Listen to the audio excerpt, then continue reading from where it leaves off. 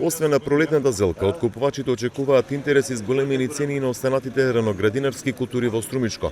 Странските пазари веќе покажуваат интерес за увоз на пиперки, домати и краставици од овој регион, но како што велат домашните трговци, производството се уште не е стасано, а во однос на минатите години значително се намалени површините со овие култури. Од таа причина, за овој период од годината, високи се цените на зеленчукот по зелените пазари.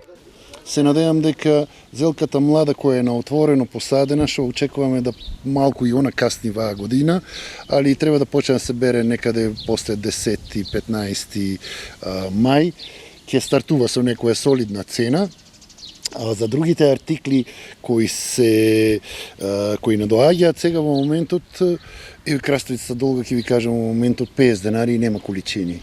Привидејќи уште времето не е стабилно, гледаме колку ладни температури има наутро, доматава е 90 денари, пиперката е 120-130 денари и се додека не излезат количини, тие цени ќе се држат. Блажо Витано вели дека високите цени се резултат пред се заради намалените засадени површини под пластеници со зеленчук и не смета дека пандемијата со COVID-19 има влијание за зголемената побарувачка. Според него, сите откупувачи имаат своји деловни партнери во странство со кои соработуваат и со години го бараат производството од Струмичко. Намалените количини ја имаат најголемата улога од сите три кои ги набројати. Побарувачката нормално е поизразена оваа година, привидејќи сите стални муштарии кои ги имат сите трговци од Македонија, ја барат таа роба. И таа роба во моментот, привидејќи не ја имаме како лани во доволни количини, и држи цена и излегува.